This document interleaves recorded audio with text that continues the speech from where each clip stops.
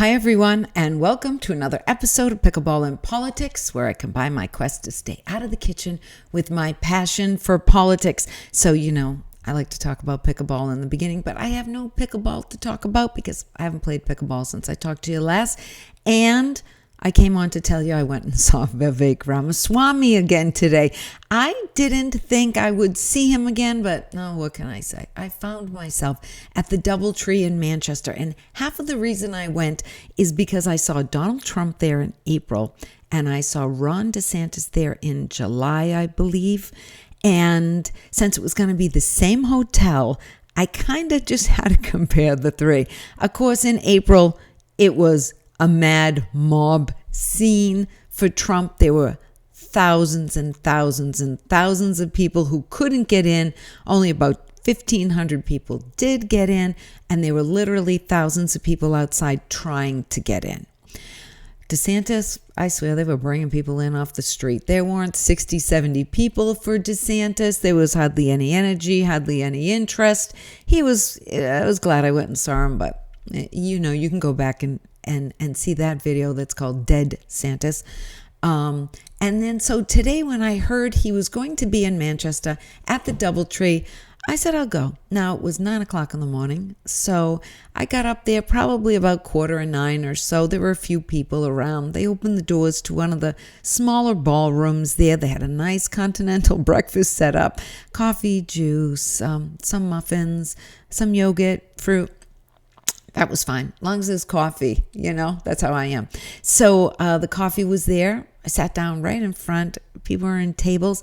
I would say there were maybe 150 people there today, which kind of surprised me because it was a much less of a crowd than the last two times I've seen him. The first time I saw him was at Turning Point, so you can't really go by that because Turning Point had thousands and thousands of people, and he was there. So, but the last two times I saw him, I do believe there were more people, and I believe there was more energy and more excitement about his candidacy and enthusiasm, people being there. He was just as enthusiastic.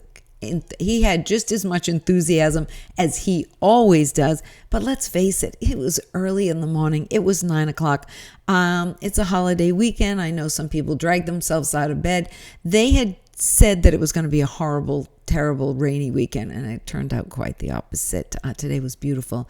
So I'm not sure how that affected the crowd, but I'm afraid. Oh, first, let me tell you about what he talked about. First of all, he had this really great bus.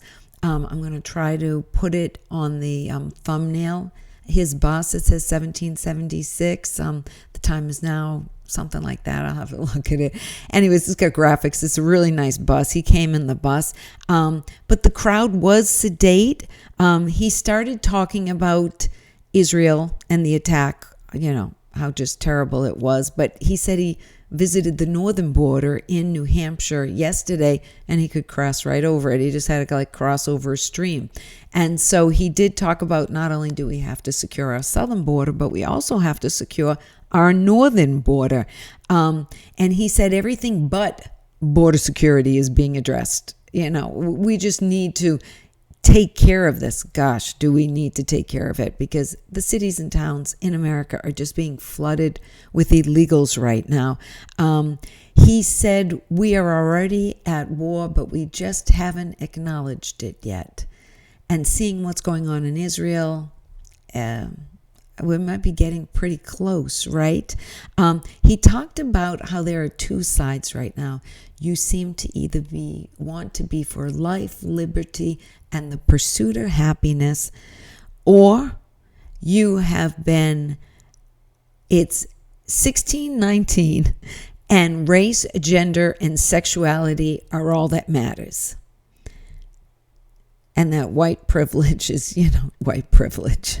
So he said we're at such a divide right now in this country where there's so many of us just want to live free and live life and just have our families and jobs and have a house and just be happy. And the other side is all about radical this, radical that. And that if you don't agree with every single one of their platforms, of their progressive fringeness, because let's face it, so much of this is so far out on the fringe, it's not funny, then you are the one that gets labeled as phobic, whether it's transphobic or homophobic or xenophobic or any of the phobics. If you don't go along 100% with all of this nonsense over on the left, you are the one that gets categorized instead of the other way around. And he also talked about how the other side is winning. This very little small fringe of society is what's winning right now. And that we have to take a stand and we have to start just talking. And I've told you before, I wish everybody would get a little microphone and get a YouTube channel and just start talking, because I think that's one of the best things we can do, because people are getting frustrated. And he said so many people are only like speaking to their family now, and they only feel like they're safe to speak freely at home. But because we used to know that our neighbors all shared basically the same ideals as us, but now we don't. So nobody is sharing their ideals anymore, and we're not speaking freely, and this is actually making it worse. So he wants everybody to just start speaking their minds, but with respect, he said. Respectfully disagree, respectfully speak. And like I told you, I wish everybody would get a mic and just start saying what they feel. I think it's vital, and I think you'll feel better too. That's all I can say. He also talked about this, that the other side is winning, and that there's this victimhood mentality that is taking over the country, that, every single person is a victim. He talked about Ronald Reagan being a hero, but Ronald Reagan did what he had to do for his era of the 80s, and that Vivek is going to have to do what he's going to have to do for a different era, now 45 going on 50 years later, that there are different solutions to these problems at this time. We can't quite go back to the solutions of Reagan in the 80s. We have to find new solutions for today's problems.